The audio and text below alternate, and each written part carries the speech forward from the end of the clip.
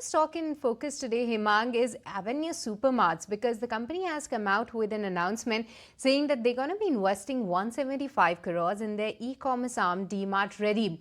But Hemang, when we look at this particular segment of DMart, then well, DMart Ready has its presence across, but they were not that successful given the intensity or given the capital intensive nature of the business. But now when the company is planning to go big or rather make fresh investments into their online platform, and along with that the competition is seen to be heating up. Give us your sense, how do you see the stock headed, and what's your take after this announcement?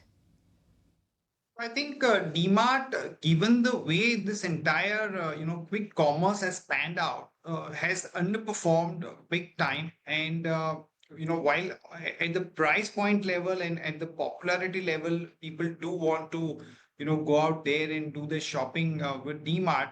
But I think in the new scheme of things, things can be far more disruptive for a player like DMart. While they had a a DMart ready kind of a concept, wherein you can order from your mobile app and you can pick up your stuff. I don't think that was good enough to really counter the kind of offering that we had from this quick commerce people. So if they really choose to invest heavily into this, I think it's going to be some sort of a cash burn for them, and it will take a much longer time to see the profitability come through.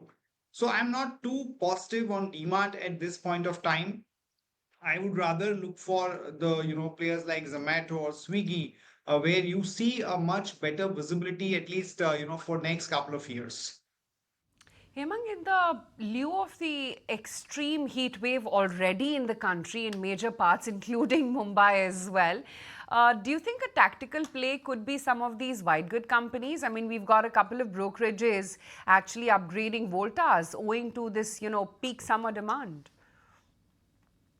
Oh, absolutely. I think typically we have seen over the many years that when you have the start of the summer, some of these AC companies tend to do well. More so this time because there is an early summer which is set in, and also the fact that the stocks had corrected quite a bit. You look at Voltas, Blue Star, they also had corrected quite a lot in the last 4 months. Of course, you're seeing a bit of a rebound, but I do think that both fundamentally as well as a tactical play, this is going to be a very good theme to look at.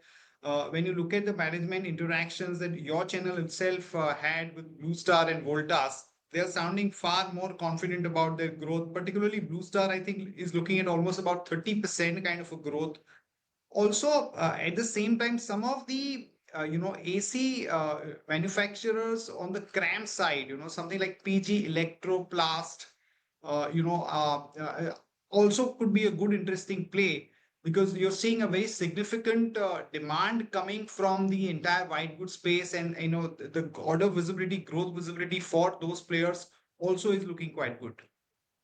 The other segment that I want to focus in on is autos. And a bunch of brokerages, Hemang, have also sort of raised their red flags and cautioning on the auto sector right now. They're saying that there is a downside risk to the EPS estimates. They're saying that there are high probabilities of downgrades to the FY26 volume estimates across the auto pack. And the key reason they're saying is that with metal prices now inching up, margins also have a downside risk. What are your thoughts on how auto should be treated right now, and whether this is really the one space after a significant market correction that you would want to be in to try and catch up on the rebound? Aisha, I think overall, yes, there is going to be a bit of a risk of slowdown and bit of a, margin pressure also. But what we must understand is that certain pockets within the auto theme could really display very good growth. Case in point being TVS, like in the recent quarter, their numbers were much better than Hero Motors or Bajaj. And I do think that because their portfolio is more lined up towards electric vehicles, the smaller two-wheelers, they could do much better than the other two players. At the same time, Mahindra has been one of the best performing names.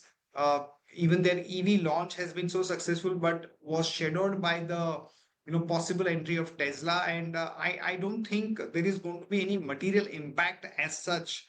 And on the core business, both tractor as well as the automotive side, Mahindra is doing exceptionally well. So I would go with some of these names, but yes, not too positive on the names like Hyundai or Maruti and some of the other two-wheeler names at this point. All right. If you like this video, then like, share and subscribe to ET Now.